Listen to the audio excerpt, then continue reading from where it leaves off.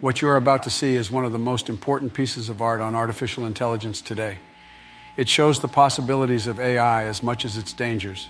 You will see different people and hear different voices on artificial intelligence that were never said nor ever thought of by these people.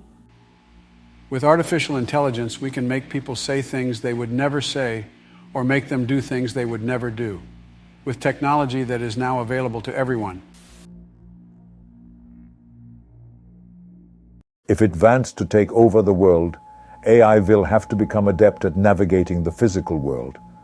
Robots will have to be able to move around and operate in houses and cities and mountains and forests, at least as dexterously and efficiently as humans. If they cannot move around the physical world, how can they possibly take it over? The bad news is that to threaten the survival of human civilization, AI doesn't really need consciousness, and it doesn't need the ability to move around the physical world. AI has just hacked the operating system of human civilization. The operating system of every human culture in history has always been language. For thousands of years, prophets and poets and politicians have used language and storytelling in order to manipulate and to control people and to reshape society. Now, AI is likely to be able to do it.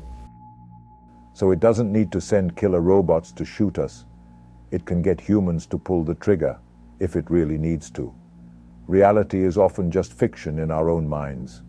If you believe, as we do, that at some point AI, AGI, is going to be extremely unbelievably potent, then it just does not make sense to open source. We fucked up.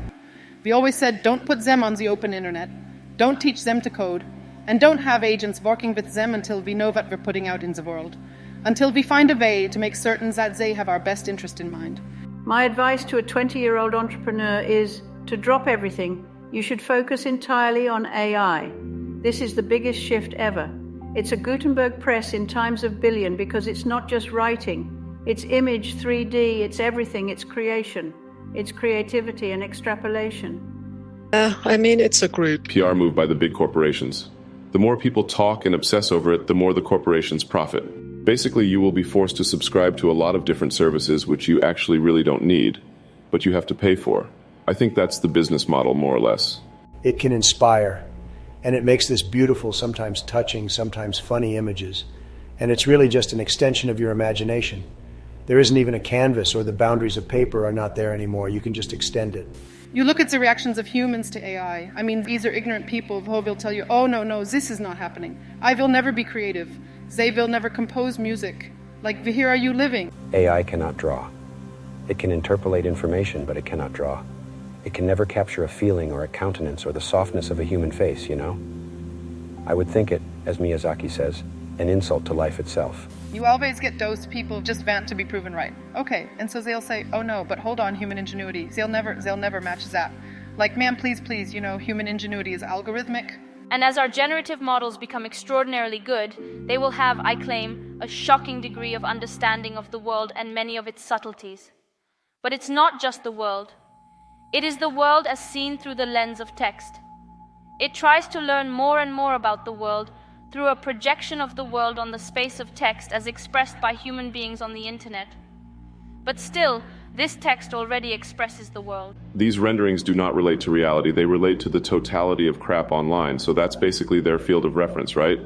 And how does the relation to reality change? How does the relation to truth change? How are those tools also tied in with a huge infrastructure which produces a lot of carbon emission and actively heats the climate?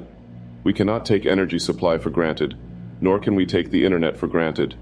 There are many different situations in which these technologies fail or are blocked, for example, by autocracies in riots or by the fact that there is devastation of some kind.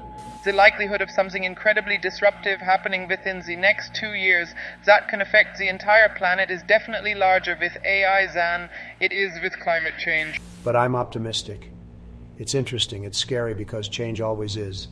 But as long as we have koalas riding bicycles, I think we're headed in the right direction.